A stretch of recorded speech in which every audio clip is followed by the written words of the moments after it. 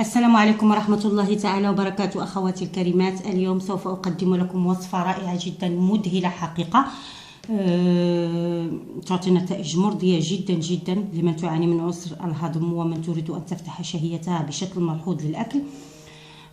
أنا شخصيا عانيت من هذا المشكل والحمد لله وجدت الحل الأنسب لي. جربت العديد من الوصفات ولكن لم تعطني النتائج المرضية لهذا المشكل.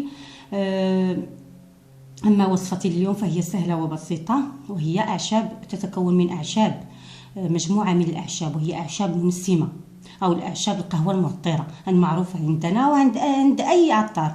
قولي له بأن يجمع لك أعشاب القهوة المعطرة والمنسمة، والتي تحتوي على خنجان وما يسمى في بعض الدول الخنجلان، سكينجبير أو الزنجبيل، القرفة أو الدراسين، الجوزة أو جوز الطيب، السيسة بسبيسة أو بسباسة، النافع، اليانسون، حبة حلاوة أو الشمر، حبة هيل وهي قهقلة، وأضيف القليل من الإبزار أو الفلفل الأسود. قومي يعني لمن لم تجد هذه الأعشاب، قومي يعني بجمعها لوحدك وطحنيها وخلطيها مع قهوتك المفضلة الصباحية. يعني قومي بأخذ ملعقة صغيرة من هذه الأعشاب، وضعيها على النار لتغلى مع ملعقتين من القهوة، يعني عادي كما تستعملين قهوتك الصباحية العادية.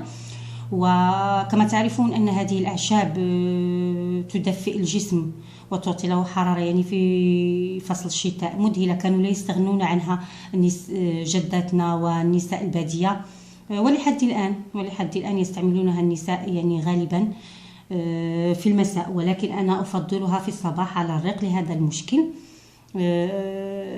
كما تعرفون تحتوي على رائحة جميلة جدا، رائحة عطرة يعني تنعش في الصباح. أتمنى أن تجربوها، وأي استفسار أو طلب أنا في الخدمة أو تعليق كذلك، ولا تنسوني بجيم والاشتراك بالقناة، وشكرا.